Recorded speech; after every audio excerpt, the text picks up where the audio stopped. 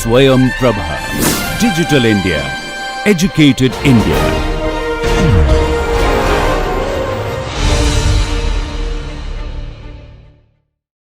Namaskar.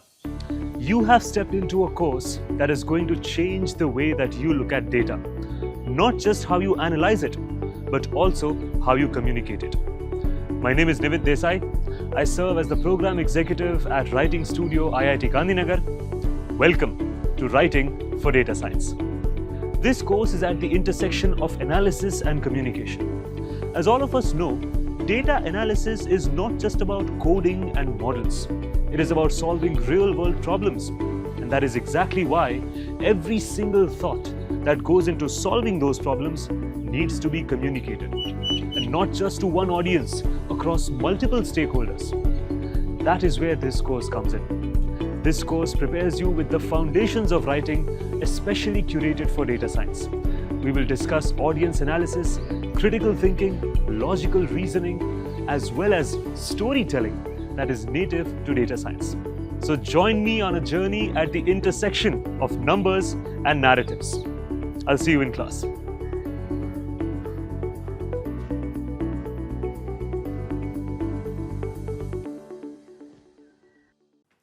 Namaskar, hello and welcome to Writing for Data Science. I'm Nivid Desai and we are on a journey of exploring the interesting intersections of numbers and narratives. In the last class, we began wrapping up our entire module on audience analysis. And we left it halfway because we had to split the entire recall into two parts. So, welcome to the second part, Synthesizing Audience Understanding in Data Science, Part 2. In the last class, we looked at some highlights of all that we studied throughout the module. And we will continue doing that in this class as well. We will look at the key skills and insights that we drew from our entire journey into audience analysis, and we will try to synthesize it, connect all of it into one broader perspective about audience analysis. So let's begin by the three core qualities of writing that we also studied in one of those lectures: clarity, conciseness, and precision. In every effective piece of data science communication, clarity, conciseness, and precision work together to help the reader absorb and act on information quickly and confidently. We looked at each of these qualities, their components, and their practical examples in isolation, and we saw why these three qualities are paramount when it comes to improving our writing style in data science. Let's look at all of them again.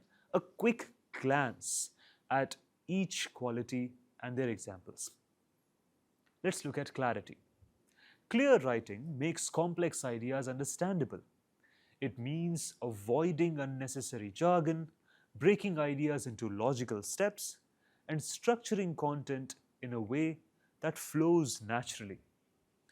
This was about removing ambiguity so that there was no scope for miscommunication or misunderstanding. Especially while talking to a technical audience, you cannot risk any kind of interpretation possibilities, right? You need to have a clear, one-directional way of communication so that what you intend is what the audience understands. Let's look at an example. The first one, is an unclear sentence. A regression model was optimized using cross-validation with regularized penalty terms. It may be technical, it may be filled with jargon, and it may be correct also. I don't intend to say that this is an incorrect statement.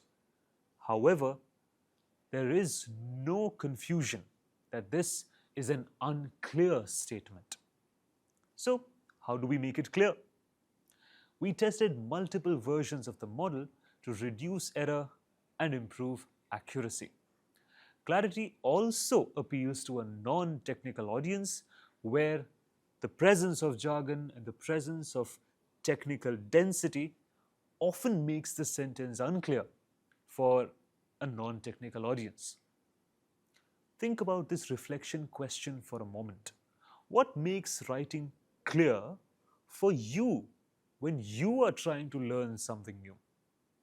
You can place yourself as a technical audience in your own domain and a non-technical audience in another domain, and look at the definition of clarity changing with the difference of role between technical and non-technical audiences.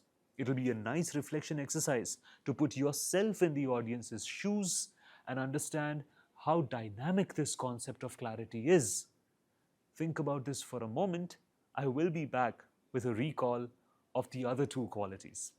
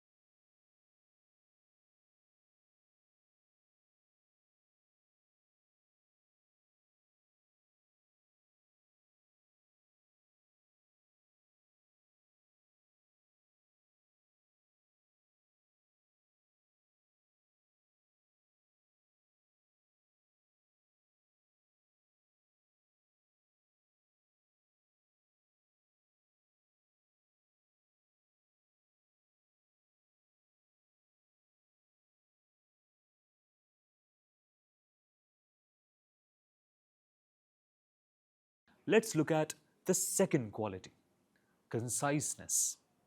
Concise writing delivers the message in fewer words without losing its meaning. It respects the reader's time and it reduces cognitive load. Your writing should not keep going around in circles with sentences that occupy 7 lines at once. It has to be, for lack of a better word, to the point. It has to be direct, and it has to optimize for the reader's time and attention. If you remember, we talked about load-bearing words while talking about conciseness, that if removing a word does not make a difference to your sentence, remove it. There is no place in the sentence for a word that does not contribute to its meaning. Therefore, we looked at how each word should progress the knowledge that the sentence contains. In that case, there is no doubt whether each word belongs to that sentence or not. Let's look at an example. The wordy sentence may look something like this. In order to complete the analysis effectively, we first needed to gather and organize the data. The same message, the same meaning can be communicated concisely. Look at the second example. We first gathered and organized the data for analysis. If you look at it, there is no meaning lost. Each word progresses the meaning further. Each word carries value for the message. Without getting too wordy, without spending too much time or attention on the reader's part, we have suddenly optimized for their complete involvement in our writing. It happens because we respect the kind of bandwidth that they bring to our table. And we only optimize for the reader's density of information, not for the length of sentence. Let's do a little exercise to understand this a little deeper. Edit this sentence that you see on screen right now to make it more concise. Look at this. Due to the fact that our dashboard did not load properly, we had to restart the entire application from scratch. If you look at the kind of wasteful words that are there in this sentence, you will be able to identify where to start cutting. Ensure that each word carries meaning and it progresses the meaning of the sentence forward. Every time that you tap on a word and you see that it does not need to be there, remove it. and try to see if a sentence still stands with its meaning intact. If it does, the word has no job being there. So, until you are only left with essential words, however maintaining grammatical order, you must keep removing words that only waste the reader's time and attention. That will ensure conciseness. Do this exercise, this little bit of exercise, and I will come back with a further discussion on precision.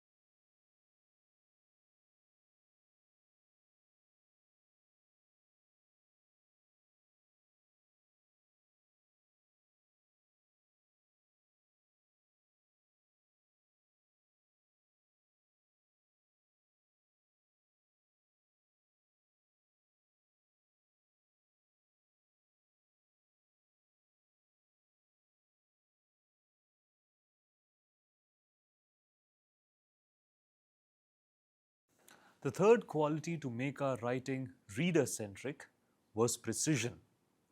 Precision means using specific and accurate language and data. It avoids vague phrases that may create confusion and ensures that every statement is fact-based and verifiable. Remember when we talked about some information that may leave the audience wanting for more, wanting for something more specific? You may have given them a factually correct statement, but it may look incomplete because the specific number or the specific detail or the specific word was missing. That's where precision comes into action. So let's look at an example to understand this further. A vague sentence may be something like this: the algorithm worked really well on most of the data. Now, if you look at this, there are two scopes for ambiguity. Really well, what do you mean? Most of the data, what do you mean? Both of these are variables that need to be fixed with specific data. And that is where precision comes into play. Let's look at the alternative, which is more precise. The algorithm achieved 94% accuracy on the test dataset with an F1 score of 0.91. So now we have specified and defined what do we mean when we say really well.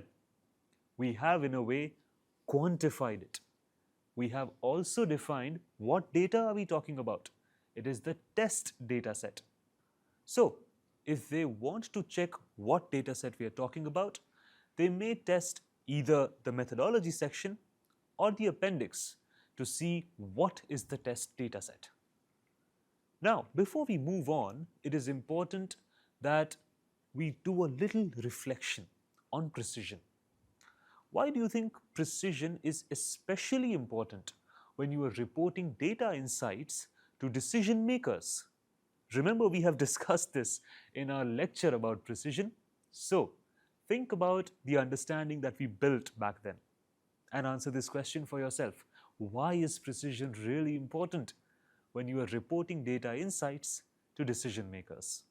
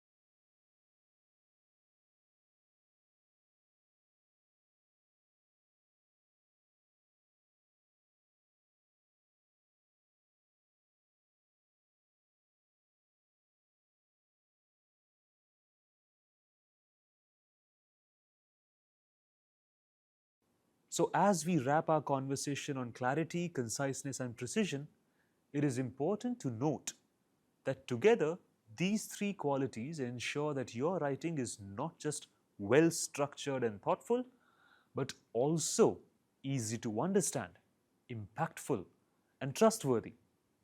And this is regardless of who your audience is, regardless of whether they are technical or non technical, or any role within an organization or an institution that they might possess.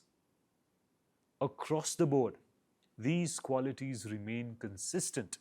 Across the board, these qualities keep defining the kind of output and outcome that your writing brings to the board. So, now for the last lap of our quick recap of audience analysis module, synthesizing audience understanding. This is a quick sprint, a step by step view of how to convert all of our theoretical knowledge into actionable steps, into something that is a skill, and beyond that, a perspective. Step 1, define the audience. Who are they? What is their role? What decisions do they face? Here's a tip for you. If you are in doubt, assume a mixed audience. It always works really well to not single out the audience as something specific. So if you are in doubt, assume that there will be a mixed audience. Then you simplify first and then offer deeper layers for technical readers. We have learned how to layer our understanding when we design our communication. Use that skill to your benefit.